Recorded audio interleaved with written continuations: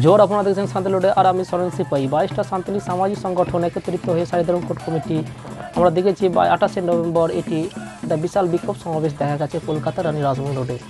Bharat সারিধরম court কমিটির ডাকে বিশাল জমায়েত, যেটা প্রধান দাবি ছিল সারিধরম কোর্টের দাবিতে জমায়েত। হাজার হাজার আদিবাসী সাঁওতাল আদিবাসীরা কলকাতা রানী রাসমোহন রোডের বিক্ষোভ সমাবেশে সামিল হয়েছিলেন। এদের প্রধান দাবি হচ্ছে সারিধরম কোর্টকে অবিলম্বে বিধানসভায় বিল পাস করে কেন্দ্রীয় সরকারের কাছে পাঠানোর জন্য। এর জন্য হাজার হাজার সাঁওতাল আদিবাসী লোক এই রানী রাসমোহন রোডে বিক্ষোভে সামিল হয়েছেন, যেটা হাওড়া স্টেশন থেকে রেলের মাধ্যমে রানী রাসমোহন রোডের দিকে এগিয়ে এখানে জমায়েত হয়ে বিক্ষোভ সমাবেশে সামিল হয়েছেন। তার প্রধান দাবি সাঁওতাল আদিবাসীরা নিঃস্বতাকে বজায় রাখার জন্য এই সারিধরম শুধু সারিধরম নয়, সারিধরম প্রাচীন এক ধর্ম, যেটা সাঁওতাল সামাজিক বা আদিবাসীদের সুপ্রাচীন কাল থেকে এই সারিধরম তারা মেনে আসছেন এবং সাংস্কৃতিক কালচারকে বাঁচিয়ে রাখার জন্য এই সারিধরম কোর্টের দাবিতে লড়াই চলছে দীর্ঘদিন ধরে। এই লড়াই সাঁওতাল আদিবাসীরা এই সারিধরমে অনেক সাংস্কৃতিক পুরনো বা প্রাচীন সাংস্কৃতিক কালচার আজও রয়ে আছে বা অব্যাহত। তাদের মাঝি ব্যবস্থার মাধ্যমে এই গ্রাম পরিচালিত হয় এবং আজও চলে আসছে। তাদের পঞ্চবিশিষ্ট মাঝি নাইকে, গোডেত পারানিক নাইকে এরা তার গ্রামকে পরিচালনা করে থাকে। যে কোনো অনুষ্ঠান, যে কোনো পুজো, গ্রামের যেটা জাহেরথান পুজো হোক আর গ্রামের যে কোনো অনুষ্ঠান বা পুজো হলে এরা পাঁচজনই তারাই এই গ্রামটি সঞ্চালিত বা পরিচালিত হয়।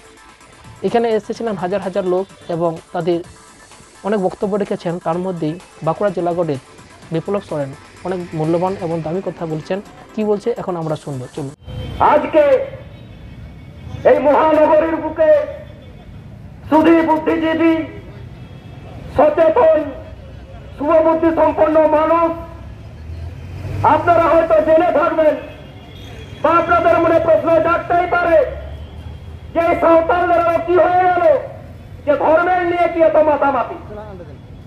আর একটা জাতিগোষ্ঠী, প্রাচীনতম জাতিগোষ্ঠী, যে ধর্ম তাদের নিজস্বতা, যে ধর্মের প্রতি তাদের বিশ্বাস আছে, যে ধর্মের প্রতি তাদের আস্থা আছে, সেই ধর্মের স্বীকৃতি আদায়ে তাদেরকে বার এরকম সভা সমিতি করতে হচ্ছে।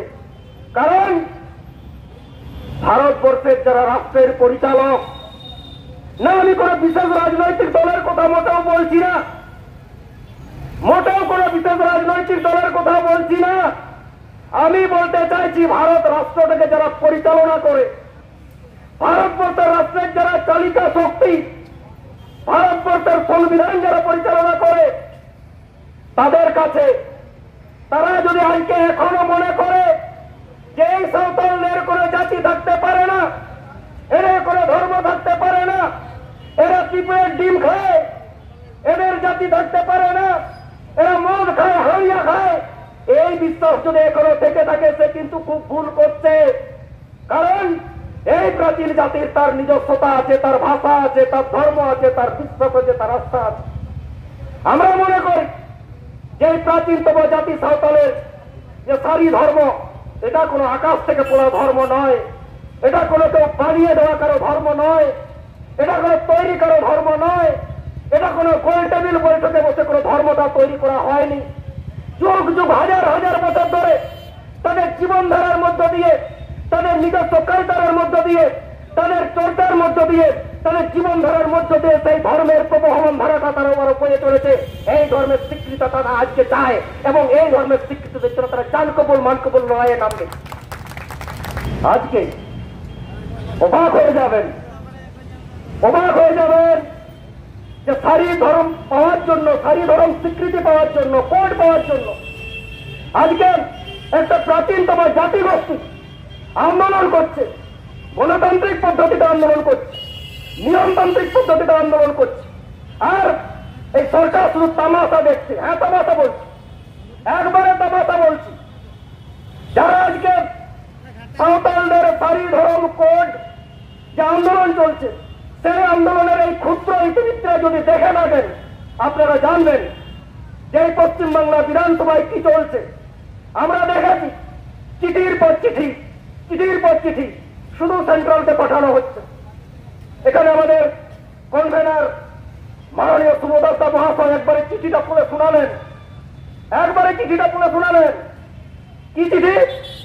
না 20 তারিখ, জুলাই মাসের 20 তারিখ নাকি একটা চিঠি পশ্চিমবাংলার প্রত্যেকটা বিধায়কের কাছে গেছে। সেই চিঠিটা আপনারা এইমাত্র শুনলেন আমাদের মাননীয় কনভেনারের মুখ থেকে। সেখানে আশ্চর্যজনক ভাবে আমাদের মনে হয়েছে সারি ধরম সন্তানদের মনে হয়েছে যে আজকে ওখানে অবাক ব্যাপার, আমি সারির জন্য স্বীকৃতির জন্য পাঠাবো আর সারনার জন্য পাঠাবো, অদ্ভুত ব্যাপার না ম্যাডাম। আর যারা মনে করছেন যে আদিবাসী মানুষদের, এই সাঁওতাল মানুষদের ধর্মের সুরসুরি দিয়ে, এই সাঁওতাল মানুষদের ধর্মীয় ভাবে বিভ্রান্ত করে, এই সাঁওতালদের ধর্মীয় ভাবে বিভাজন করে ম্যানেজ করে দেবেন, এখানে ওখানে গেম খেলে দেবেন, আপনারা গেমটা খেলতে থাকুন। আর আমরা উত্তরবঙ্গ থেকে দক্ষিণবঙ্গ সারি ধরম সন্তানরাও কিন্তু গেমটা খেলে দেবে, আপনাদের যেন মনে থাকে যেন আপনাদের এই সব সাধারণ সাঁওতাল মানুষদের ধর্মীয় সুরসুরি দিয়ে বিভ্রান্ত করে আপনি গেম খেলার চেষ্টা করলে এলাকায় এলাকায় আমরাও গেম খেলার জন্য প্রস্তুত থাকবো, আপনারাও তৈরি থাকবেন। আমরা এই মঞ্চ থেকে আজকে হুঁশিয়ারি দিয়ে যাচ্ছি, অবিলম্বে এই পশ্চিমবাংলা বিধানসভায় সর্বসম্মত ভাবে সারি ধরম কোডের বিল পাস না হলে আগামী দিনে এই আন্দোলন রানী রাসমণি রোডে সীমাবদ্ধ থাকবে না। উত্তরবঙ্গ থেকে দক্ষিণবঙ্গ প্রত্যেকটা পাড়ায় পাড়ায় প্রত্যেকটা এলাকায় এলাকায় সারি ধর্মের আন্দোলন ছড়িয়ে পড়বে এবং এই ন্যায্য দাবির সপক্ষে জান কবুল মান কবুল লড়াই আমরা প্রস্তুত আছি। কারণ আমরা স্মরণ করিয়ে দিতে চাই, এইরকম লড়াই আন্দোলনের মধ্য দিয়েই, এইরকম নিয়মতান্ত্রিক আন্দোলনের মধ্য দিয়েই, এইরকম গণতান্ত্রিক আন্দোলনের মধ্য দিয়েই সাঁওতালি ভাষাকে আমরা অত্যন্ত কপিলে অন্তর্ভুক্ত করেছি। আপনাদের জন্য মনে থাকে। কারণ সেদিনও আমরা সত্যের পথে চলেছি, সেদিনও আমরা সারি পথে চলেছি, সেদিনও আমরা সারি গাহারকে বেছে নিয়েছি, এদিনও সারি সরিয়ের বোন ভাষা উঠতে। আমি সেই সব গদ্দারদের, সেই বিশ্বাসঘাতকদের ওই ওপেন মঞ্চ থেকে হুঁশিয়ারি দিয়ে যাচ্ছি, ভুল করে আমরা সারি ধর্মের সন্তান, আমাদের ধৈর্য আছে। কারণ সারি ধর্ম আমাকে শিখিয়েছে ধৈর্যশীল হতে, সারি ধর্ম আমাকে সংযমী হতে শিখিয়েছে। কিন্তু এটুকু মনে করবেন না আপনি বারবার ওই ইট পাটকারি ছুড়বেন আর আমি শুধু রসগোল্লা ছুড়বো, এটুকু যেন না মনে থাকে। আমিও পাল্টা ইট ছুড়বো, সেদিন যেন আপনার মনে থাকে যে সারি ধরন সন্তানরা যেন বিশৃঙ্খলা করছে, এটুকু বলবেন না। ধর্মীয় অসহিষ্ণুতার বাতাবরণ সৃষ্টি করবেন না। আমরা কারো কাছে কোনোদিন এই ধর্মের সুবিধে কোনো অসহিষ্ণুতার চেষ্টা করি না। আমরা আমাদের দাবির সপক্ষে, কারণ আমরা খুব সংবিধানটা খুব ভালো করে জানি। আর্টিকেল 25-26 আমাদেরকে শিখিয়েছে যে প্রত্যেকটা জাতিগোষ্ঠীর নির্দিষ্ট ভাবে তার ধর্মাচরণের অধিকার আছে এবং সেই বলে বলিয়ান হয়েই আজকে ধর্মের কথা বলছি। কাই পায়ে পা লাগিয়ে আমরা ঝগড়া লাগতে আসিনি এবং আগামী দিনও লাগবো না।